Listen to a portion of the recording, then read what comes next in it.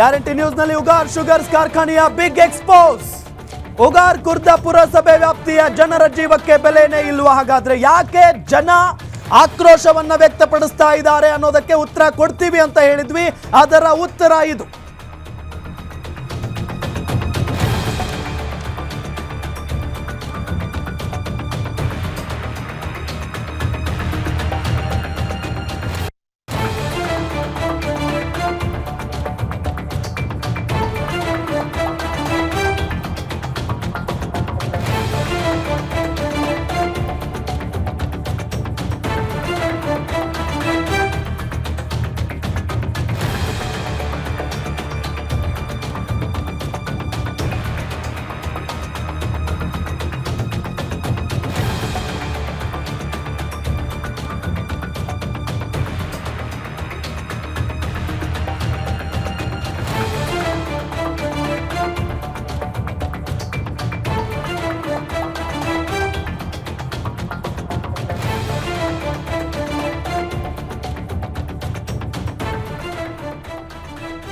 ಉಗಾರ ಖುರ್ದ ಪುರಸಭೆ ವ್ಯಾಪ್ತಿಯ ಜನರ ಜೀವಕ್ಕೆ ಬೆಲೆನೇ ಇಲ್ವಾ? ಹಾಗಾದ್ರೆ ಉಗಾರ್ ಶುಗರ್ಸ್ ಕಾರ್ಖಾನೆಯಿಂದ ಘನ ತ್ಯಾಜ್ಯ ರಾಸಾಯನಿಕ ನೀರನ್ನ ಹೊರಗಡೆ ಬಿಡಲಾಗ್ತಾ ಇದೆ. 2 ಅತಿ ದೊಡ್ಡ ಗಾತ್ರದ ಗುಂಡಿ ನಿರ್ಮಿಸಿದ್ದರಿಂದ ಆರೋಗ್ಯದ ಮೇಲೆ ಪರಿಣಾಮ ಬೀರ್ತಾ ಇದೆ. 2 ಜನ ಪ್ರಾಣಿಗಳ ಆರೋಗ್ಯದ ಮೇಲೆ, ಅಂದ್ರೆ ಒಂದು ಕಡೆ ಜನ, ಮತ್ತೊಂದು ಕಡೆ ಪ್ರಾಣಿಗಳ ಆರೋಗ್ಯದ ಮೇಲೆ ದುಷ್ಪರಿಣಾಮದ ಕುರಿತು ವರದಿಯನ್ನ ಸಲ್ಲಿಸಲಾಗಿದೆ.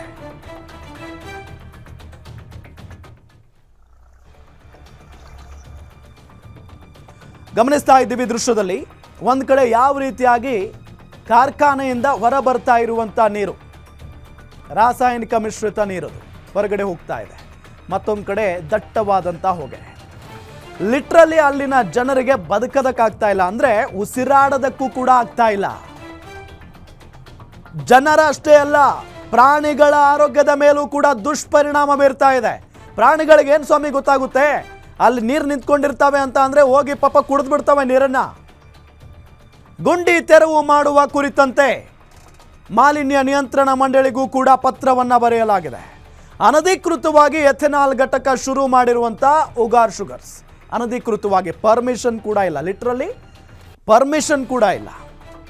ಎಂಥ ಕರ್ಮ ನೋಡಿ, ಪರ್ಮಿಷನ್ ಇಲ್ಲದೆ ಎಥೆನಾಲ್ ಘಟಕ ಶುರು ಮಾಡಿದ್ರು ಕೇಳೋರಿಲ್ಲ, ಹೇಳೋರಿಲ್ಲ.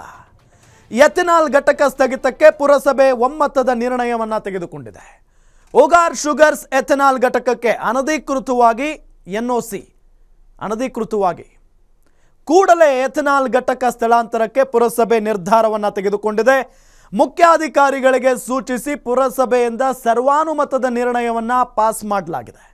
ಮಾರ್ಚ್ 24, 2025ರಂದು ನಿರ್ಣಯ ಪಾಸ್ ಮಾಡಿತ್ತು ಪುರಸಭೆ. ಈ ಬಗ್ಗೆ ಜೂನ್ 10, 2025ರಂದು ಸುದ್ದಿ ಬಹಿರಂಗ ಆಗಿದೆ. ಗ್ಯಾರಂಟಿ ನ್ಯೂಸ್ನಲ್ಲಿ ಉಗಾರ್ ಶುಗರ್ಸ್ ಕಾರ್ಖಾನೆಯ ಬಿಗ್ ಎಕ್ಸ್ಪೋಸ್. ಗ್ಯಾರಂಟಿ ನ್ಯೂಸ್ನ ತನಿಖಾ ವರದಿಯಲ್ಲಿ ಅಕ್ರಮ ಬಟಾ ಬಯಲಾಗಿರೋದು. ಅಂದರೆ ಲಿಟ್ರಲಿ ಹೆಂಗಾಗ್ಬಿಟ್ಟಿದೆ ಅಂತ ಅಂದರೆ, ಆ ಫ್ಯಾಕ್ಟರಿಯಿಂದ ರಾಸಾಯನಿಕ ಮಿಶ್ರಿತ ನೀರು ಹೊರಗಡೆ ಬರ್ತಾ ಇರೋದು.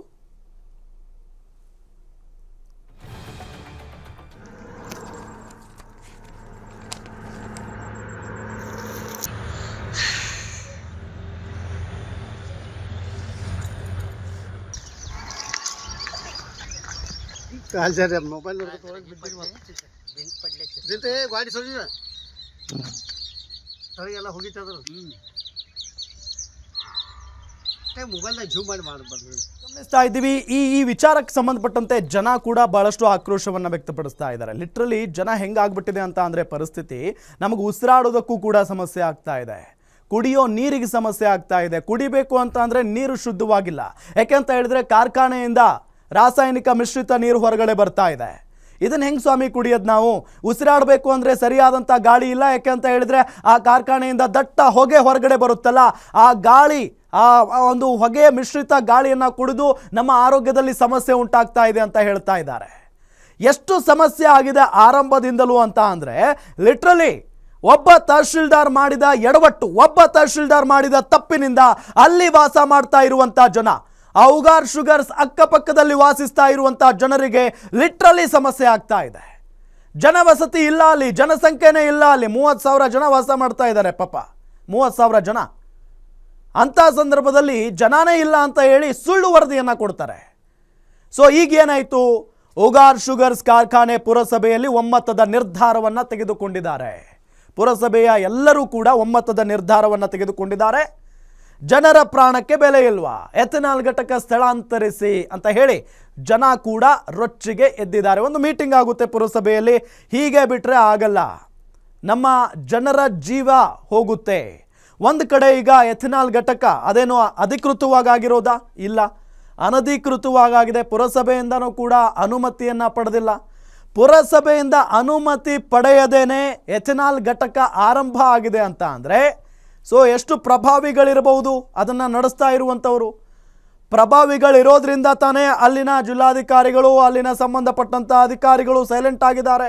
ನಮಗೆ ಈ ಪ್ರಶ್ನೆ ಅಂತೂ ಮೂಡುತ್ತೆ. ಸೊ ಹಾಗಾಗಿ ಜನರ ಆರೋಗ್ಯದ ದೃಷ್ಟಿಯಿಂದ ಇದರ ಬಗ್ಗೆ ಅಲ್ಲಿನ ಜಿಲ್ಲಾಧಿಕಾರಿಗಳು, ಬೆಳಗಾವಿ ಜಿಲ್ಲಾಧಿಕಾರಿಗಳು ಯಾವ ರೀತಿಯಾದಂಥ ತೀರ್ಮಾನವನ್ನು ತೆಗೆದುಕೊಳ್ತಾರೆ ಅನ್ನೋದೇ ನಮ್ಮ ಮುಂದಿರುವಂಥ ಪ್ರಶ್ನೆ. ಈಗ ಕಾದ್ ನೋಡೋಣ ಏನು ಮಾಡ್ತಾರೆ ಅಲ್ಲಿನ ಜಿಲ್ಲಾಧಿಕಾರಿಗಳು, ಅಲ್ಲಿನ ಸಂಬಂಧಪಟ್ಟಂಥ ಅಧಿಕಾರಿಗಳು ಅಂತ ಹೇಳಿ.